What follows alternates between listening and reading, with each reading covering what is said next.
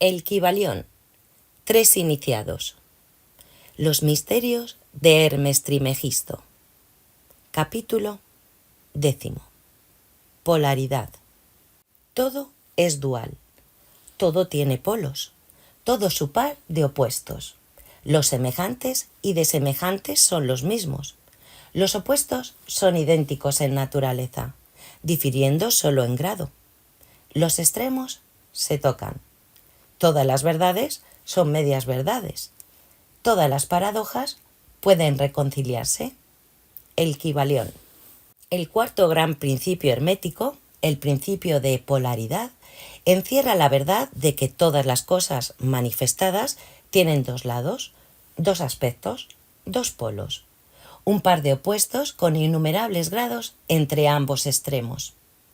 Las antiguas paradojas, que siempre han confundido la mente de los hombres, quedan explicadas si se comprende este principio. El hombre siempre ha reconocido algo semejante a este principio y ha tratado de expresarlas con dichos, máximas o aforismos como los siguientes. Todo es y no es al mismo tiempo. Todas las verdades no son más que medias verdades. Toda verdad es medio falsa. Todas las cosas tienen dos lados.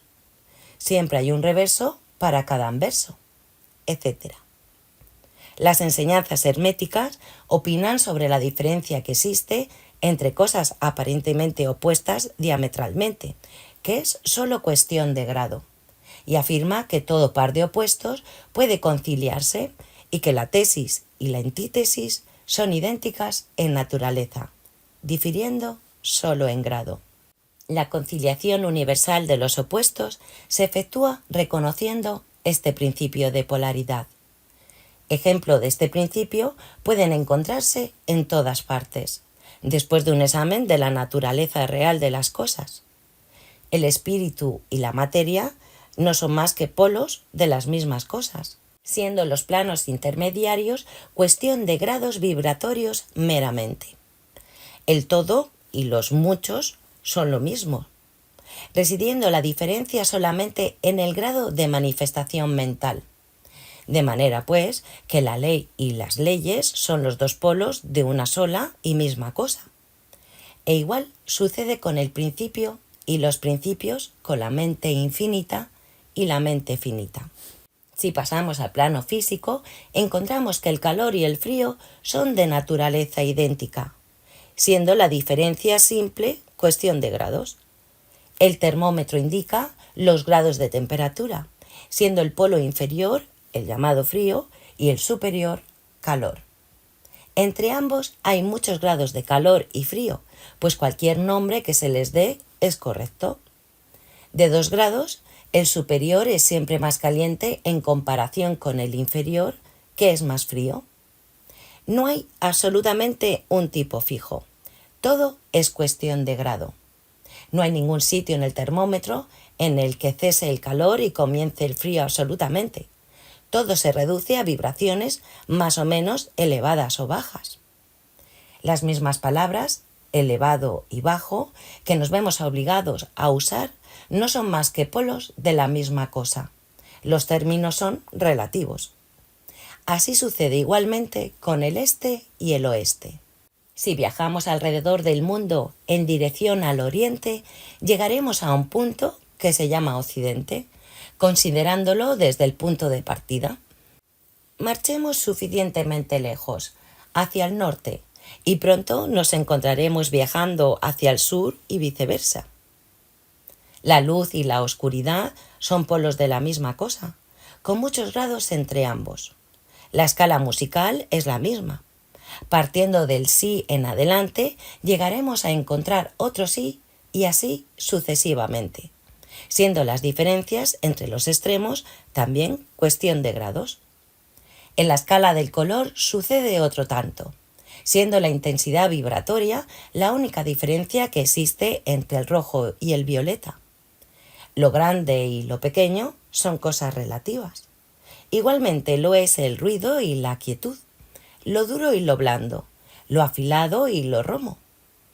Positivo y negativo son dos polos de una misma cosa, con innumerables gradaciones entre ambos. Bueno y malo no son cosas absolutas. A un extremo lo llamamos bueno y al otro malo, o bien al uno y mal al otro, de acuerdo con el sentido que queramos darle. Una cosa es menos buena que la que el superior en la escala, pero esa cosa menos buena, a su vez, es mejor comparada con la que tenga el más o el menos regido por la posición que tenga en la escala. Igual cosa sucede en el plano mental. El amor y el odio son considerados como diametralmente opuestos, completamente diferentes e irreconciliables. Pero si aplicamos el principio de polaridad, encontraremos que no existe un amor absoluto o un odio absoluto diferentes uno de otro. Los dos no son más que términos aplicados a los dos polos de la misma cosa. Empezando en cualquier punto de la escala, encontramos más amor o menos odio. Si ascendemos por ella, o menos amor, si por ella descendemos, y esto es cierto, sin importar nada el punto alto y bajo que tomemos como partida. Hay muchos grados de amor y de odio, y existe también un punto medio donde el agrado y el desagrado se mezclan en tal forma que es imposible distinguirlos. El valor y el miedo quedan también bajo la misma regla. Los pares de opuestos existen por doquier. Donde encontremos una cosa, encontraremos también su opuesta, los dos polos.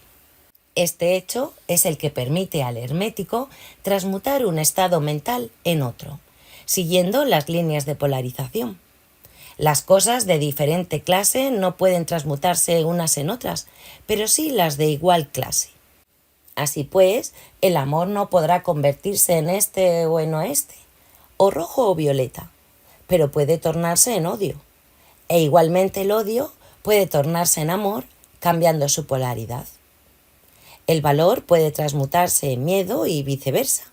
Las cosas duras pueden tornarse blandas, las calientes frías, y así sucesivamente, efectuándose siempre la transmutación entre cosas de la misma clase, pero de grado diferente.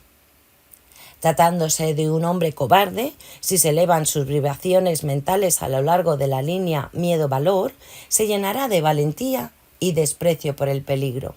E igualmente el perezoso puede hacerse activo y enérgico, polarizándose simplemente a lo largo de las líneas de la deseada cualidad.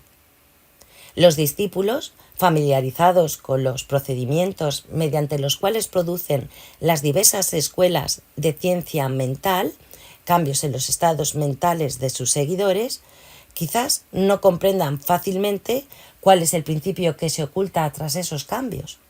Pero no obstante, una vez que se ha entendido el principio de polaridad, se ve inmediatamente que esos cambios mentales son ocasionados por un cambio de polaridad, por un deslizamiento a lo largo de la misma escala.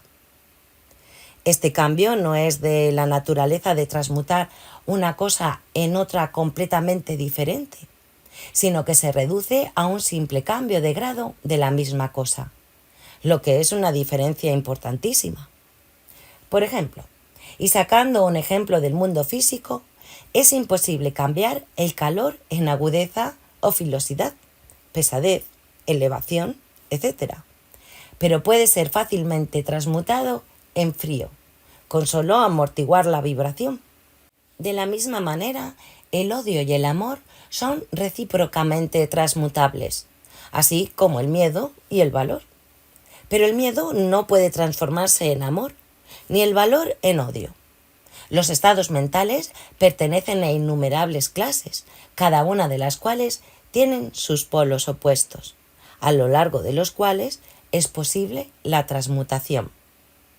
Se comprenderá fácilmente que tanto en los estados mentales como en los fenómenos del plano físico, los dos polos pueden ser clasificados como positivo y negativo, respectivamente. Así pues, el amor es positivo respecto al odio, el valor respecto al miedo, la actividad respecto de la inercia, etc.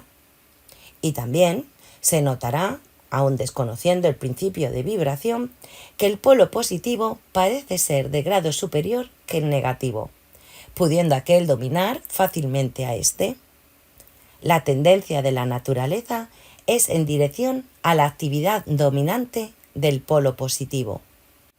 Además del cambio de los polos de los propios estados mentales mediante la aplicación del arte de la polarización, el fenómeno de la influencia mental, en sus múltiples fases, demuestra que el principio puede extenderse hasta abarcar los fenómenos de la influencia de una mente sobre otra, de lo que tanto ha sido escrito en los últimos años.